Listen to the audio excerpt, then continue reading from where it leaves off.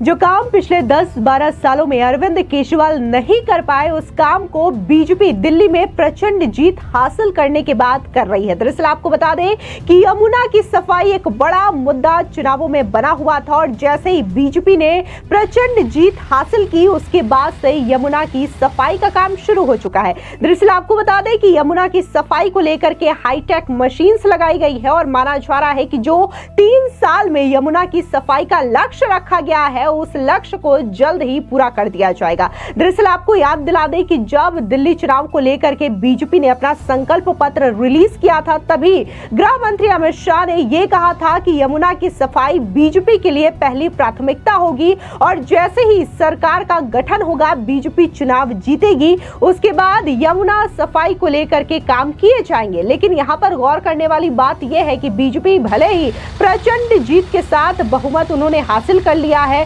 सत्ता में वापसी हो गई है, लेकिन उनका भी सरकार गठन नहीं हुआ है। लेकिन इससे ठीक पहले यमुना की सफाई का जो वादा बीजेपी सरकार की ओर से किया था, इस वादे को पूरा करती हुई बीजेपी दिखाई दे रही है और यमुना की सफाई को लेकर के हाईटेक मशीन्स लगाई गई हैं। बकायदा कौन कौन से चरण में काम होंगे, कौन कौन से अधिकारी, कौन कौन से विभाग इस काम को पूरा करेंगे, इसको लेकर के एक पूरी प्लानिंग बना दी गई है। और आज यमुना के घाटों पर देखने को मिला कि कैसे हाईटेक मशीन्स लगा करके यमुना की सफाई की जा रही है। दरअसल आपको बता दें कि दिल्ली के एलजी वीके सक्सेना ने कहा कि जो वादा किया वो हम निभा रहे हैं। बकायदा राजनिवास की ओर से एक वीडियो शेयर किया जाता है जिसमें देखा जा सकता है कि कैसे यमुना की सफाई की जा रही है और बकायदा पोस्ट के माध्यम से जानकारी दी गई है कि कैसे 4 चरण में यमुना की सफाई की जाएगी। सख्त निर्देश अधिकारियों को दिए गए हैं। आपको बता दें कि पिछले 10-12 सालों तक अरविंद केजरीवाल की सरकार दिल्ली में रही। हर चुनाव में अरविंद केजरीवाल ये वादे करते रहे, फिर चाहे वो 2013 का चुनाव हो,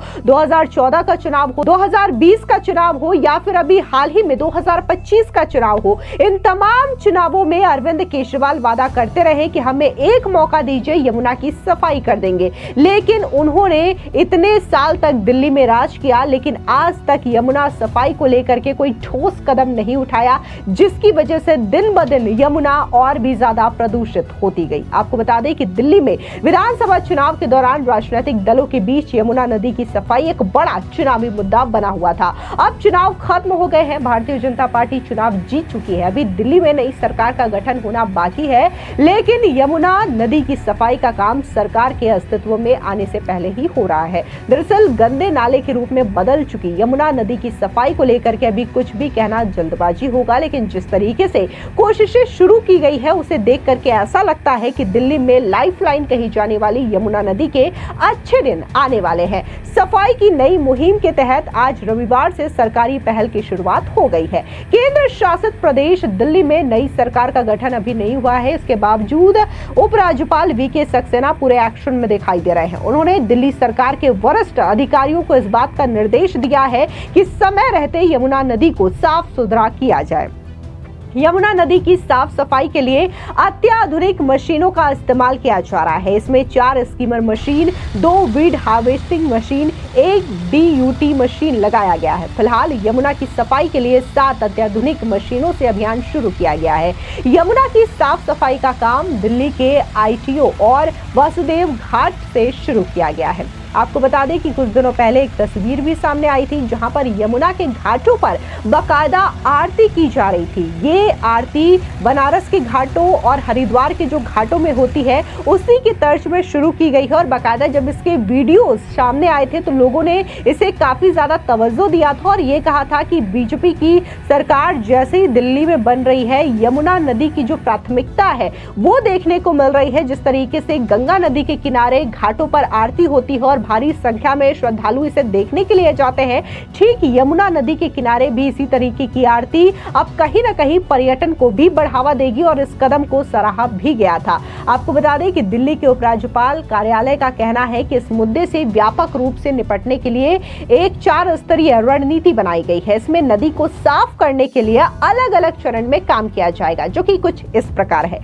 सबसे पहले यमुना नदी की धारा में कचरा और गाद को हटाया जाएगा। सेकंड, इसके साथ ही नजफगढ़ ड्रेन सप्लीमेंट्री ड्रेन और अन्य सभी प्रमुख नालों में सफाई अभियान शुरू किया जाएगा। इसके साथ ही मौजूदा एसटीपी और उनकी क्षमता और आउटपुट के संदर्भ में दैनिक निगरानी रखी जाएगी। इसके अलावा निर्माण के संबंध में एक समयबद्ध योजना लगभग 400 MGD सीवर के उपचार की वास्तविक कमी को पूरा करने के लिए नए एसटीजीपी आदि लगाए जाएंगे। तो ये 4 चरण है जो कि राजनिवास की ओर से बताए गए हैं और इन्हीं चरणों में काम किया जाएगा। इसके अलावा जो तमाम विभाग है, फिर चाहे वो पीडब्ल्यूडी हो, डीडीए हो, ये तमाम विभाग एक साथ मिलकर के काम करेंगे और इनके जो अधिकारी हैं उनको भी सख्त निर्देश दिए गए हैं।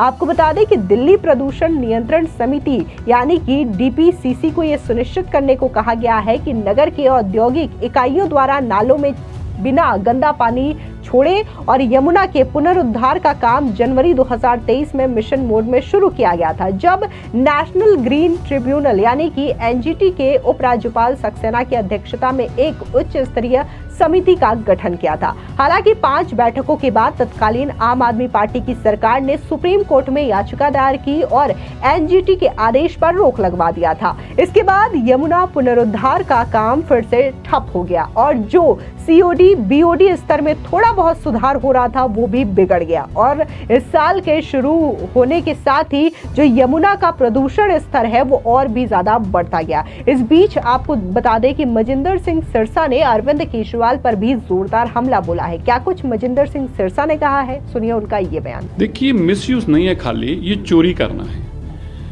मुख्यमंत्री के दफ्तर से जैसे कोई सामान उठाकर ले जाए उसके बराबर है, क्योंकि ये जो एक्स हैंडल है इसके ऊपर करोड़ों रुपया दिल्ली की सरकार का, देश के लोगों का लगा है, जिसमें ऐड चलाई गई है और उस ऐड के कारण ही उस पर 9 लाख कुछ फॉलोअर्स हैं। अब ये जो एक्स हैंडल सीएमओ का था, जो अब तक दिल्ली सरकार चलाती थी, जो सरकार के पैसे से चलता था, अचानक उसको उठाकर अरविंद केजरीवाल जी अपने नाम करा लेते हैं। ये कुछ इस तरह से है जैसे अरविंद केजरीवाल जी शीश महल अपने नाम लिखवा लेते। ये कुछ इस तरह से है कि अरविंद केजरीवाल जी अपना सरकारी दफ्तर अपने नाम करा लेते। ये भी सरकारी हैंडल है और इस हैंडल के ऊपर, जैसे मैंने बताया, इस हैंडल को बनाने के लिए करोड़ों रुपया लगा है, क्योंकि उस पर ऐड चलाई गई, फॉलोअर्स के लिए ऐड चलाई गई। इसलिए अरविंद केजरीवाल जी ने सरकार की प्रॉपर्टी की चोरी की है। ये भी एक करप्शन का केस है जिसके ऊपर तुरंत कार्रवाई होनी चाहिए।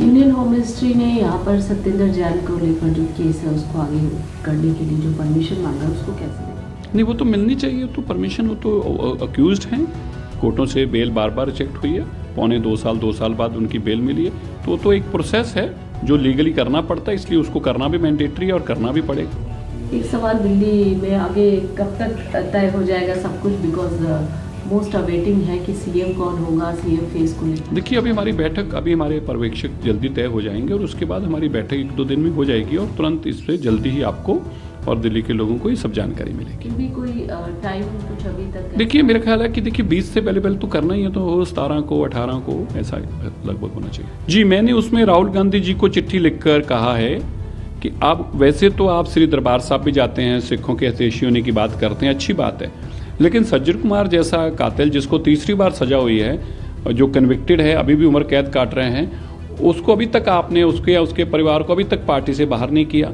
मैंने ये भी उनसे आग्रह किया है कि आपको पार्लियामेंट के अंदर ये रेजोल्यूशन मूव करना चाहिए कि जो भारत की सरकार नरेंद्र मोदी जी ने एसआईटी बनाकर सिखों को इंसाफ दिया, उसके अंदर चाहे सज्जन कुमार हो, जगदीश टाइटर हो, ऐसे अनेकों और लोग हैं, उन लोगों को सजाएं हुई।